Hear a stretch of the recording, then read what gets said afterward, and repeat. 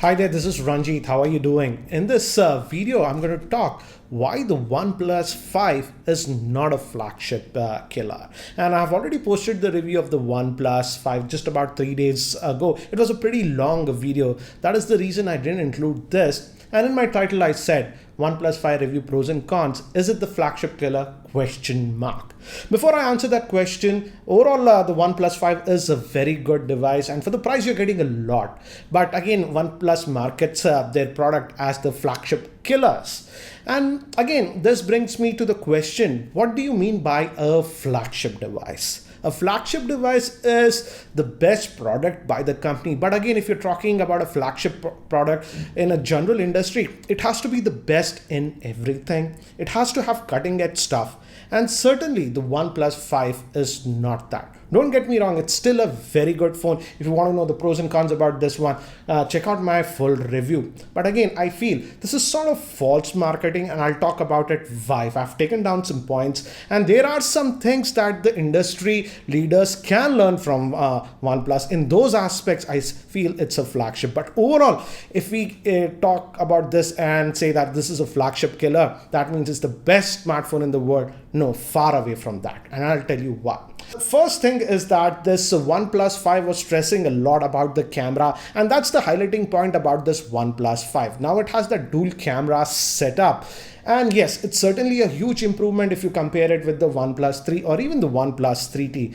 But still, this camera is not the best. If you compare it with the likes of the Google Pixel or the Samsung Galaxy S8, they do a far better job in artificial lighting and low lighting conditions. So claiming that it's the best camera is far away from the truth. Still, the Pixel and Samsung Galaxy S8 have a better camera. But again, it's a step in the right direction. If you compare it with the OnePlus 3T, yes, the camera is better. But again, far away from the flagship. Now, if we move to the next thing, in terms of design language, I've mentioned this also earlier. In terms of design language, OnePlus hasn't done nothing radical of a design. In fact, I feel from the back, it's a blatant copy of the iPhone 7 Plus. So to be a flagship, you have to have a cutting edge design. For example, I appreciate Samsung, what they did with the Samsung Galaxy S8 lineup or even the LG G6. They took that risk of having a new screen aspect ratio, and it looks great. But again, if you look at the OnePlus 5, in terms of design, again, they've taken highly inspiration from the iPhone 7, and certainly you can't call that a flagship move. The biggest thing about the OnePlus was that they used to offer great smartphones at a great price. That still holds true, but now, and they were claiming this thing of the flagship killer because their phones do offer a lot for the price. That's certainly true, but again with the OnePlus 5, the price is slowly increasing. Yes, it's not very close to the flagships as of now, but as this trend continues, I'm afraid what will happen with the OnePlus 6 or even the OnePlus 6T or whatever, because every generation the price is increasing.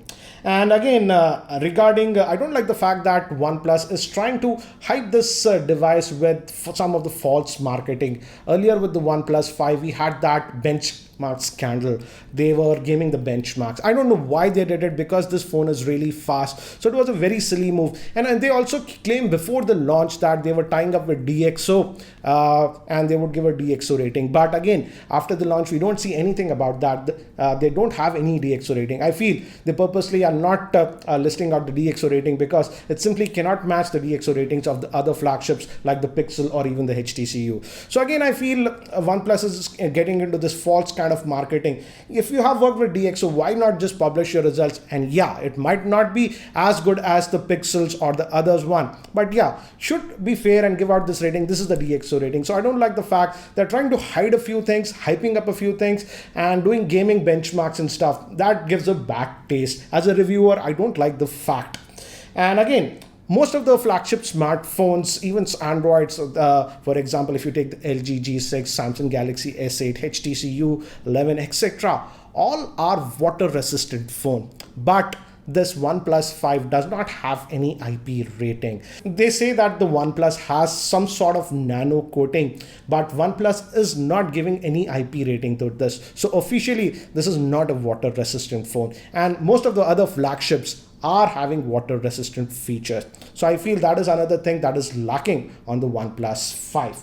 And again, moving to the screen aspect ratio and size, OnePlus is playing it very safe. It is still using a 5.5-inch 1080p display that we found on the OnePlus 3 and even their prior generations. So in terms of screen technology, they're not going with the cutting edge. For example, Samsung took the risk, and even LG G6 took the risk of moving to the new screen aspect ratios of 18:9 or 18.5:9 that Samsung has done.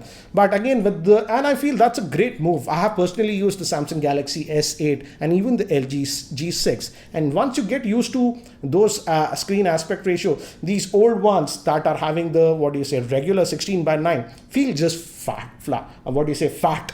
So again, it's not cutting edge screen technology that they are using. So in terms of that, I would say it's still not a flagship.